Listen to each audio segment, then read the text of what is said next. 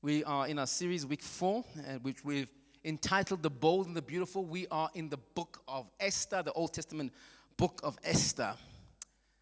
And as we were worshiping, I was looking around the room, and even now I am doing so. And I can say that most of us who are either working or students or even retired, most of us apply ourselves in life because we want to bring meaningful change into the lives of other people.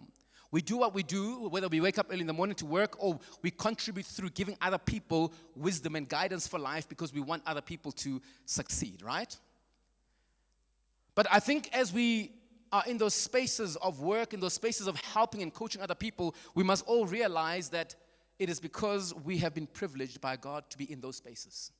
In a country like ours, if you have a job, that is a privilege. If you are able to shape the lives and change the lives of your family, you are shaped by privilege. The question we want to look at this morning is that how do you leverage the privilege that God has afforded you? How do you use that which God has afforded you?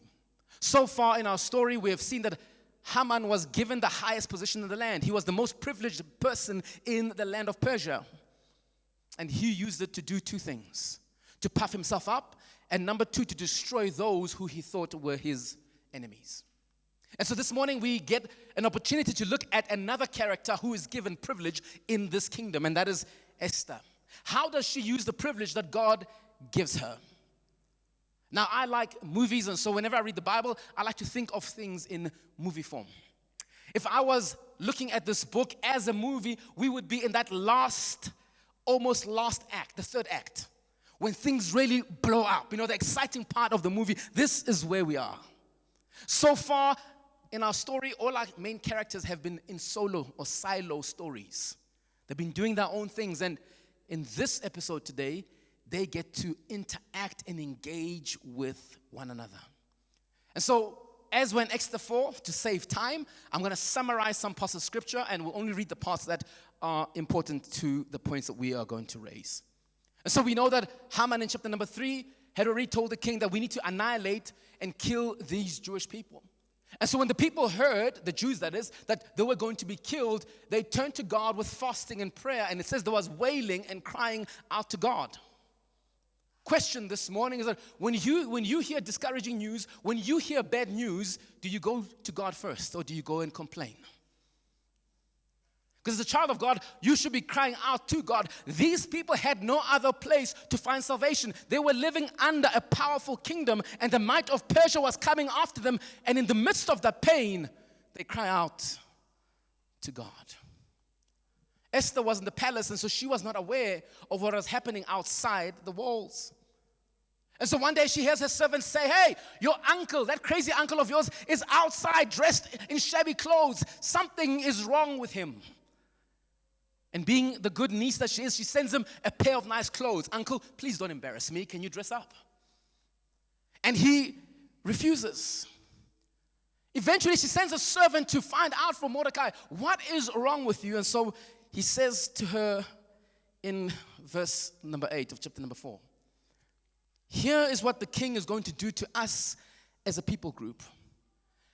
And then he says, "Command her," telling her servant, "Tell Esther, command her to approach the king, implore his favor, and plead with him personally for her people." So not only was Mordecai shabby, he was also one of those bossy uncles. He says, tell her. She must go to the king and tell him to rescue us. Now, I don't know about you, but I believe in decorum. And if I am addressing my niece, who happens to be a queen, there must be a sense or a level of respect, right? But not Mordecai. He says, tell her. I am commanding the queen to do X, Y, Z. In hearing Mordecai's command, Esther responds with a small problem. She says, I'd really like to do that, but here are the rules. And the rules are such that unless the king calls you to go before him, you can't go. And if I do go without being called, I might die. Just a small problem. Oh, and he hasn't called me for 30 days. You see, some of you like to sanitize the Bible. this guy had side chicks, many of them. Esther was just the beautiful rechte. So he could have other dishes along and not see his rechte for 30 days. And she says, I don't know when this guy will call me. And so we pick it up again in verse 13, because Mordecai responds to her saying, this guy hasn't seen me in 30 days and I can't just go and see him. So he says to her, don't think that you, Esther, will escape the fate of all the Jews because you are in the king's palace. If you keep silent at this time, relief and deliverance will come to Jewish people from another place. But you and your father's family will be destroyed. Who knows? Perhaps you've come to your royal position for such a time as this. Perhaps you've come to your royal position for such a time as this. Mordecai had bars. He was saying to her, sister, God has placed you, yes, somewhere you didn't want to be. He placed you where you didn't want to be so that at the appointed time, you might change a situation. And now is your time to shine. Now is your time to use the privilege that God has given you. Don't sit on the privilege. Don't sit on the gift that God has given you. Do something. I would say to you this morning, could it be that God has placed you where you are? At your workplace, in your family, in that community, not just for a salary, not for personal gain, but God has placed you where you are for an appointed time. And God wants you to be the change agent. He was not mistaken by choosing you. Yes, you. He said, I'm placing you somewhere for an appointed time. And so instead of being confused of where you are and what you're supposed to do, maybe you should be asking God some of the following questions. Lord, why am I here? What do you want me to do? How do I bring you glory? If we were to put this simply, we would say, are you seeing the position that you're in as a blessing just for you or as an opportunity to serve God's mission? This is what Mordecai was saying to Esther. This was a challenge that he was setting before her. The ball is in your court. God has called you for such a time as this. What are you going to do?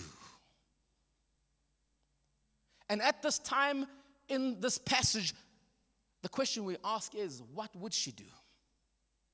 Would she wilt in the face of this major challenge, or would she rise to the occasion? There's some few observations we can pick up from this chapter, so go with me. The first observation is boldness is forged in prayer. Boldness is forged in prayer. Esther pushes aside her fears and her concerns, and she agrees to see the king. But she says, before I go and see the king, would you, Mordecai, and all the Jews pray for me for 3 days? Don't eat, don't drink, pray for me. Me and my servants will also pray. Now watch this. I've said this time and time and again. God is never mentioned in this book. And interestingly, when they're talking about fasting, they still don't mention who they're fasting to and who they're praying to. You just hear fast. But as you read the text, you understand that these people weren't going on a 72-hour hunger strike. This was a petition. It was a plea. There's no doubt about that. They were denying themselves in order to do something, and that was to fast and seek God. Esther knew that her beauty gained her favor. That's how she won. And she probably thought, at the sight of me, the king's heart might melt. However, she was wise enough not to rely on her own wisdom. So she said, before I go and risk my life, let me take time to pray. Proverbs 3:5 says, trust in the Lord with all your heart and do not rely on your own understanding. In all your ways, know him, and he will make your paths straight. Don't be wise in your own eyes. Sometimes it's not the PhD that you have that's going to get you to the top, but how well you can get on your knees to pray. Because that says, I don't trust only what I have, but I'm going to call to a higher power, and that is God. If you look at that text in chapter number 4 and verse 16, she also says, me and my servant girls will also fast and pray. And the first time I read it, I was very casual in my looking over. I said, oh, well, okay, she's the queen, so of course the servants will be forced to pray with her. But then the deeper I read it, I was like, but what would they be praying to and to whom? So there's something about Esther that they saw when she was there that drew them to this God. That they were willing to get on their knees and fast and persevere with her for a God solution. Does your family, do your colleagues see Jesus in you? Or is it just you? Side track, let's move. So the first one is that boldness is forged in prayer. Secondly, boldness takes action. Now, Esther had already determined that she was going to see the king. She knew that she might die. But she goes beyond just a mindset. She takes action. Because faith without action is dead. Child of God, in order to see what we've prayed for, we need to live our lives in corresponding action to our prayers. If you are praying for a job, but you never apply, you are acting contrary to what you're praying for. During the week, that Brian said he's not on social media, I am. Somebody posted about how a certain job requires you to send a 2-minute video presenting yourself. That's your way in. The first response, and I love people on social media. The first person says, I would never send a video for a job. And the person who posted, the first one said, I'm looking for people, send a video, said, then don't complain if you never get the job.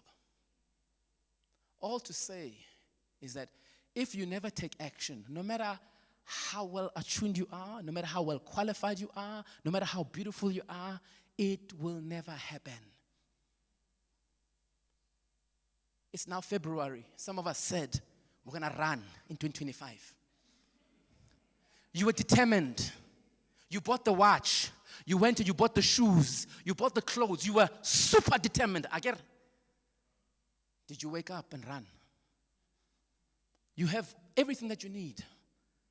But faith without action is dead. You believed, you saw yourself running. You dreamt it. You told others. You even took photos. Faith without action is dead. And so Esther decides to take action. In chapter number 5, verse 1, it says, on the third day, Esther dressed in her royal clothing and stood in the inner courtyard of the palace facing it. The king was sitting on his royal throne in the royal courtroom facing its entrance. So after the fast, Esther gets ready. Mind you, this was no easy task because she had to look impressive. So when the king saw her, he was immediately attracted to her and invited her in.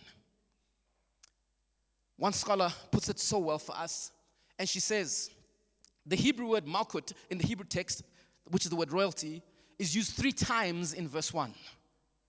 So this is how it reads in the Hebrew. Esther literally puts on royalty, and Xerxes sits on his throne of royalty in the house of royalty. In other words, when Esther moved from the prayer closet, she now had to embody royalty because her very life depended upon it. She couldn't show up in that place without being royal, because that is what attracted the king. He had spent so much time and money and servants on her that when she showed up, he had to be super impressed.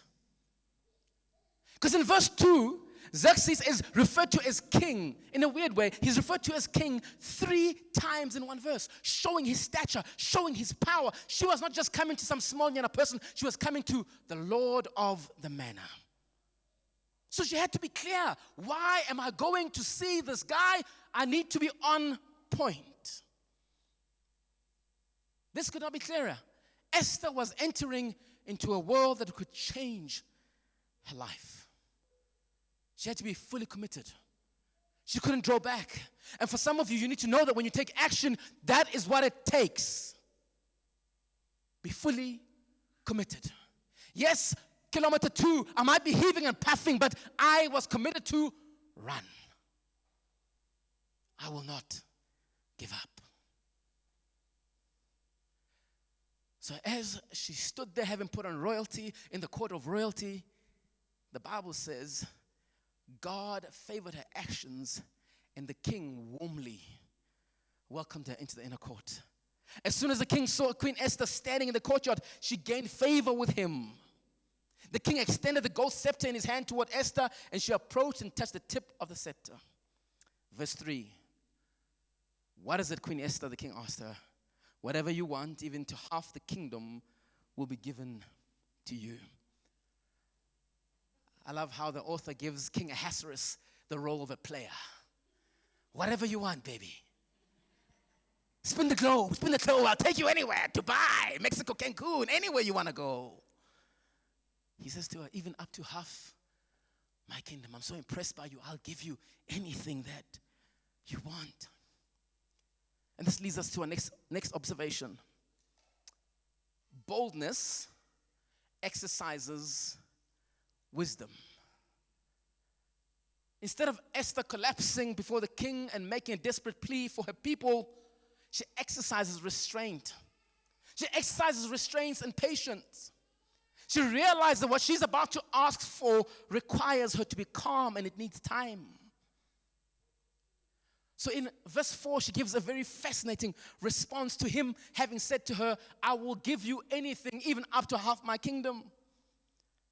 She says, if it pleases the king, may the king and Haman come today to the banquet I have prepared for them. Now as a reader, you start thinking, your people are about to die. You are asking this guy to come to a party. What is wrong with you? Isn't this a matter of life and death? But I think if we were to give Esther the benefit of the doubt, she had time on the side. Remember they said there's 12 months.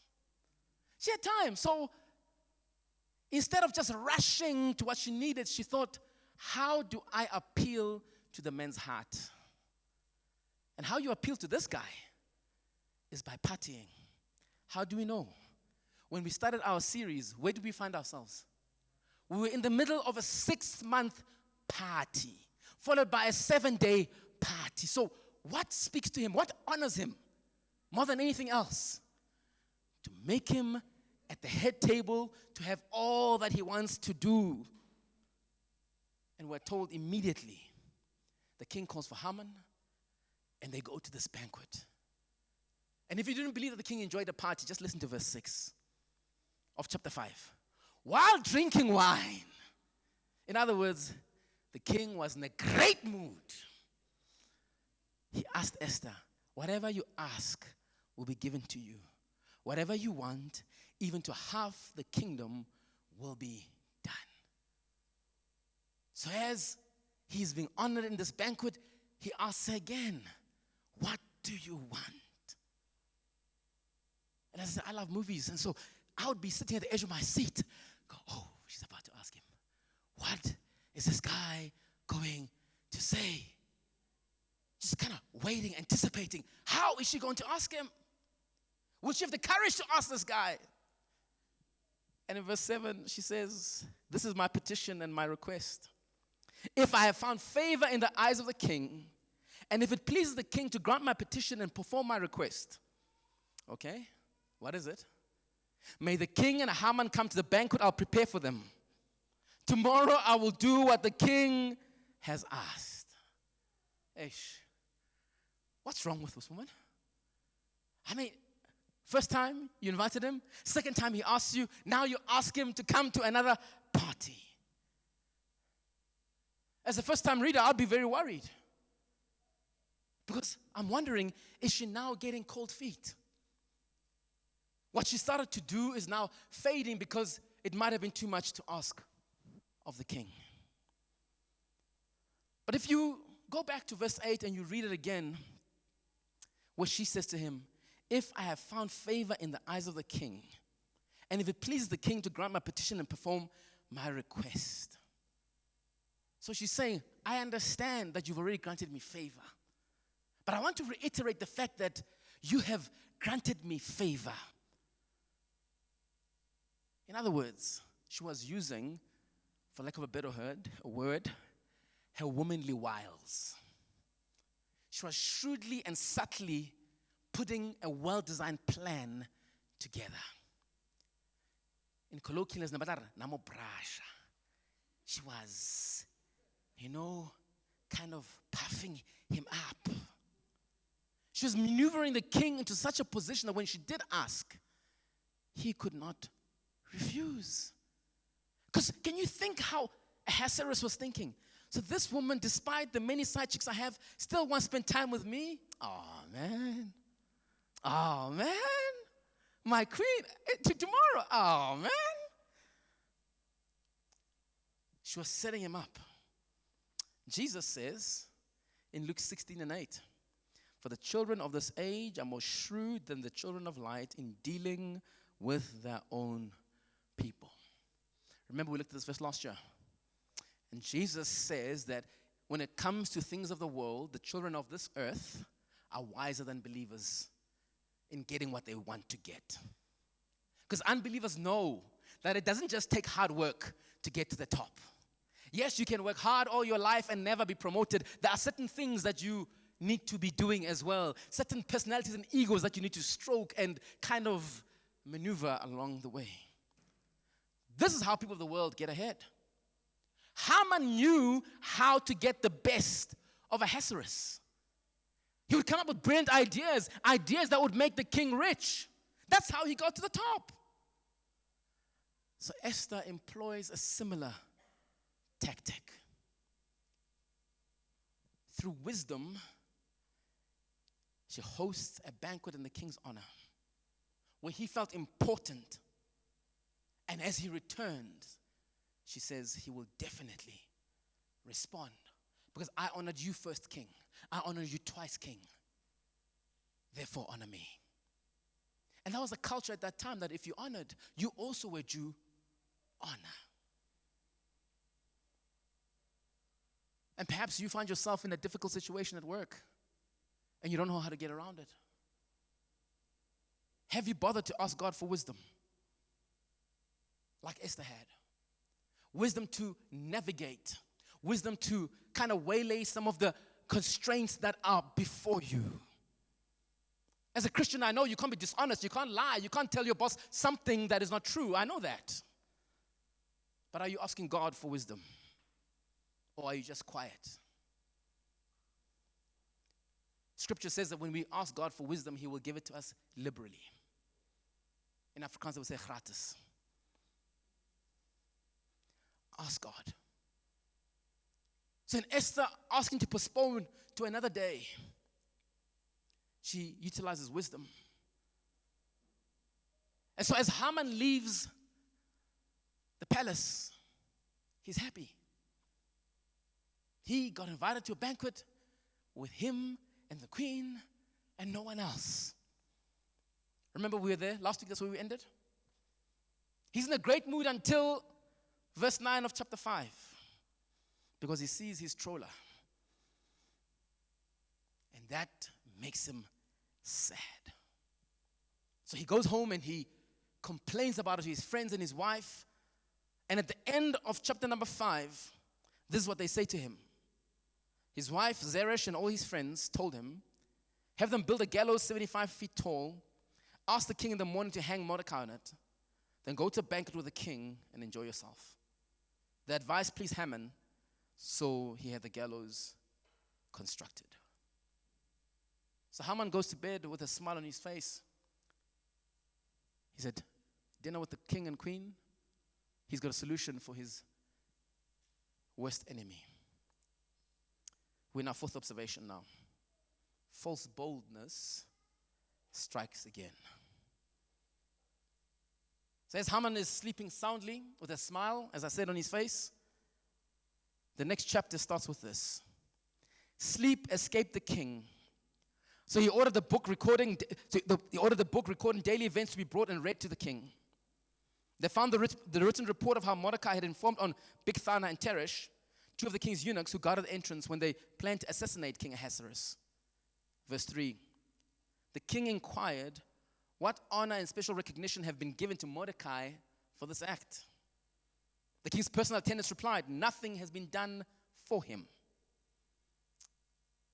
So the next morning, the king asked, who's in the court?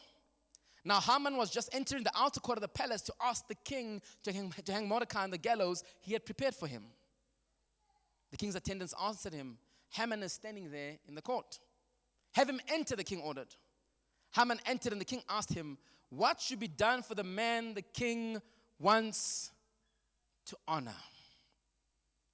Haman thought to himself, who is it the king would want to honor more than me? I am convinced, in fact, I am more than convinced that Haman was an only child. Because no sane human being would assume that the king is talking about him without the king first having mentioned the name. Those of you with siblings know how it goes. When your parents said, Bana bana, the first question you'll be like, which bana bana? Because I don't want to be included in that. And even when praise was being dished out at home, you never know, it might come with a smack at the end of it all. You waited. But Haman, being an only child, says, I'm the precious one. Clearly, the king is thinking about me. And because the king's thinking about me, Haman went all out. He said, King, do the following. For the man the king wants to honor, have them bring a royal garment that the king himself has worn, and a horse the king himself has ridden, which is a royal crown on his head, on the horse that is. Put the garment and the horse under the charge of one of the king's most noble officials. Have them clothe the man the king wants to honor. Parade him on the horse through the city square and call out before him. This is what is done for the man the king wants to honor. Ahasuerus thought this is a brilliant idea. And so he says to Haman, you go do it for Mordecai. And then he adds the following. Do not leave anything out that you have suggested. Don't leave anything out. So Haman took the garment and the horse. He clothed Mordecai and paraded him through the city square, calling out before him, this is what is done for the man the king wants to honor. Verse 12. Then Mordecai returned to King's Gate, but Haman hurried off for home, mournful and with his head covered. That morning, Haman woke up to go ask the king for permission to execute Mordecai. Yet he leaves the palace, having honored Mordecai in front of everybody. This was embarrassing. You see, Haman's pride led him to a path of no return. He was blinded to his own sin. He couldn't see that there comes a time to stop foolishness. But pride had gotten a hold of him. The writer of Proverbs says to us in 16 and 18, pride comes before destruction and an arrogant spirit before a fall. To add insult to injury, when Haman gets home, his wife and his friends say to him in verse 13, since Mordecai is Jewish and you've begun to fall before him, you won't overcome him because your downfall is certain. With friends like these, who needs enemies? When he was doing well, they said to him, hey, brother, just get a pole erected and kill this guy. Now that he's down and out, they say, you've lost. I say it again. Choose your friends wisely. Choose your friends wisely.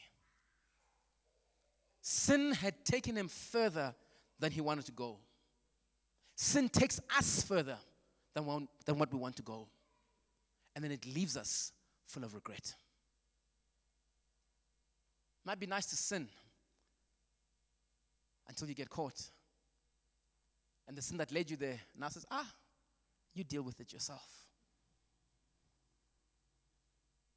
As we look at false pride, the question becomes, are there any areas in your life where you're fighting for power, where you're fighting for recognition, where you're fighting for control, forgetting that God is ultimately in charge.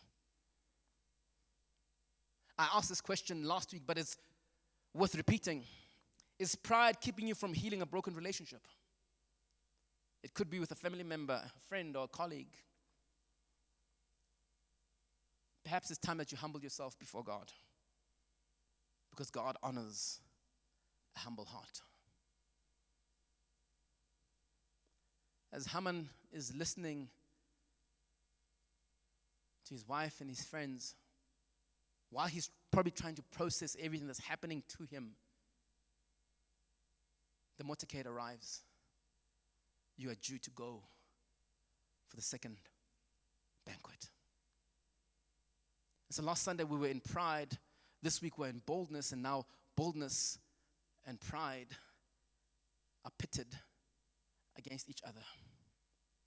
Our fifth observation: boldness trumps pride. At the second banquet, the king asks Esther for the third time, "What would you have me do for you?" And this time, she says, "If I have found favor with you, your majesty, and if the king is pleased, spare my life. This is my request. And spare my people. This is my desire. For my people and I have been sold to destruction, death, and annihilation. If I had merely been sold as a slave and as male and female slaves, I would have kept silence. Indeed, the trouble wouldn't be worth burdening the king. I know I'm part of a great empire. I know that we take slaves all the time, and that would be fine if that was the case for us. But we are going to be annihilated." Verse 5, King Ahasuerus spoke up and asked Queen Esther, "Who is this, and where is the one who would devise such a scheme?" So she says, the adversary and enemy is this evil, Haman. Now, in speaking truth to power, Esther took a risk. Because in telling the king exactly what the problem was, she was exposing her identity and also telling the king who the enemy was. Now, this takes boldness, because the king could have said, "Well, Haman is my right-hand guy. Everything he does, I approve of." I mean, this is a guy who got rid of the first queen for not showing up to a silly banquet. What more about accusing his prime minister of something as egregious as this? But here's the thing: boldness always speaks truth to power, no matter what. She speaks truth to the king and implicates Haman and says, "I am going to call you out." Question for you this morning: what bold thing is God asking you to do for him? Where is God asking you to step into, and it takes boldness? What are you called to point out? Where are you called to speak truth into a situation? To Esther's relief here in our passage, Ahasuerus immediately takes her side. I'm sure this is when things truly dawned on Haman. Oh, I've messed up. Oh, I've messed with the wrong people. I've gotten away with it for so long, until the day I got caught. And so it says in the text, Haman stood terrified before the king and queen. The king arose in anger and went from where they were drinking wine to the palace garden. Haman remained to beg Queen Esther for his life, because he realized the king was planning something terrible for him. So the king is so angry that he walks out the room. If you're a dad, or if you've ever been a child to a dad, you know the scene. If my father ever left the room when he was angry, I knew, I better not be here when he comes back. Because when he's out the room, exactly as this passage says, he is scheming something. He is so angry, he doesn't have time to kind of do something. He wants to be outside and think about it for a while. People who think are the biggest problems.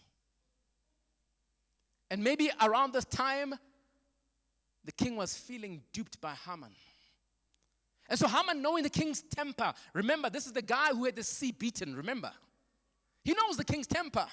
He rushes over to Queen Esther and he begs her, please, please, save my life. And here's the irony. He is begging for his life from the very people that he wanted to kill. God has a sense of humor. The very people that he wanted to be gotten rid of, he is now begging them, can you spare my life? Verse 8. Just as the king returned from the palace garden to the banquet hall, Haman was falling on the couch where Esther was reclining. The king exclaimed, would he actually violate the queen while I am in the house? As soon as the statement left the king's mouth, they covered Haman's face. Now Haman is already in trouble, but can you imagine him hearing the words from the king? Would he? And his heart just sank. I woke up this morning with a perfect plan. Now I am on the wrong side of the plan. Here's the strange thing in this text. Haman is not punished for wanting to kill the Jews. This is not why he's punished. He's rather punished because the king walks in and he sees this man assaulting the queen. Now, let me give us some background. Historians tell us that in the Persian Empire at this time, if a man was to speak to a lady of the palace, one of the king's ladies, he would have to have a gap of 7 steps between them. He was not allowed to approach the king's property. So Haman, in pleading and begging Queen Esther, he had violated the 7-step principle. And so the king is more concerned about his honor than about this matter. This matter took a second step to, hey, you would actually come into my house and touch my woman. Because the text says, as soon as the king's words were uttered, the eunuchs came and they took Haman away. They were not responding to what was about to happen. They were responding to what had just happened right now. This man has violated the king. You were too close to the queen. Here's the interesting thing here. Esther doesn't say, but king, he was just, no, she's like,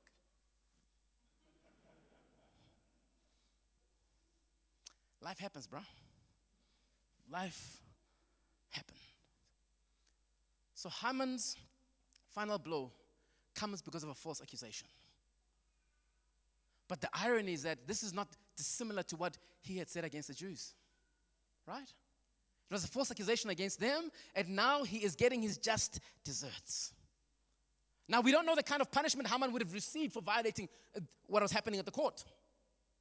Maybe there was another kind of punishment for touching the queen. But immediately, as soon as the king says this, somebody, Habona, says, hey, by the way, Haman has gallows erected outside his home. He wanted to hang Mordecai.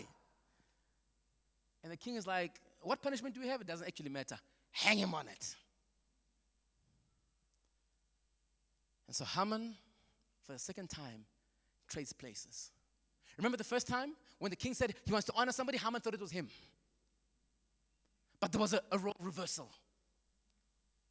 And now he thought that Mordecai was going to hang on the gallows, and there's another role reversal, and he gets to be the one who's ultimately hanged up. And this is the last time we see Haman.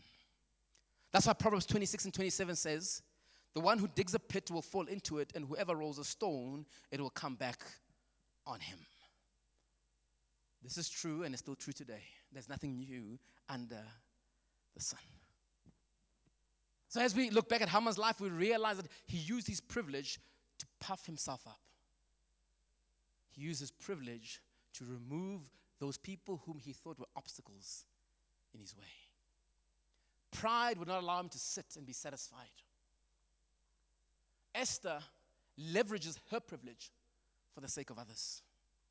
She uses her proximity to power to speak into the lives of those who could not defend themselves. In the text, we see that she uses faith, wisdom, and patience to get where she needed to be. In the end, Esther's boldness triumphs over Haman's pride. Pride that dished him at the worst possible time. And we could end here and say, oh, what a great story. Girl power. Or as someone said, black girl magic. But the story of Esther is more than just about boldness. It's a picture of the gospel. And the gospel has a greater story to tell. Esther was willing to risk her life to an earthly king in order to save people. But Jesus did much more. He willingly died before the King of the universe to rescue you and me from sin and death. But Jesus at the cross, where he sacrifices himself, is not the end of the story. Because Esther puts herself out in order to save people so that they might have a new life, a new hope. Jesus, by dying on the cross and being resurrected, gives you and me new life, eternal life. Not just for this side of heaven, but into forever and ever. And because Jesus gives us new life, he now says to us, you no longer have to be enslaved by pride. You no longer have to be enslaved by your mistakes. You no longer have to fear. You can be bold because I live in you. And the call of a Christian is that we are called to live in freedom and in boldness for Christ, because he says what? Let your kingdom come on earth as it is in heaven. Therefore, wherever Christians are, the story of Esther is an example that we should stand for what is right with boldness. So I ask you again, what is God asking you to boldly step into? God has given you privilege. Will you use that for his glory, or will you shrink in fear? Maybe you're an entrepreneur here, or you're a manager. Don't be just the person who wants to get a big paycheck, but can you dream large enough, big enough, that God, I want to be a mass employer in this country. I want to do something bold for you. If you're on social media, maybe you could say, I will boldly tell the truth and bring hope. And if you're on social media, you know we need truth there. We need people who are not afraid to speak the truth. You could be a teacher, and instead of just viewing it as a lousy job, it could be that you are thinking about the next generation and how you can empower them. God calls us to live our lives with boldness. And he says, here's the thing, you don't do it alone. I am with you. God is calling us to step up. He is literally saying, use what I have given you for my glory. That was the call that Esther had. When Mordecai says to her, perhaps you are in the palace for such a time as this. Could it be that you are placed at your work, in your home, in your community for such a time as this? To bring about change, to make much of God, to bring justice,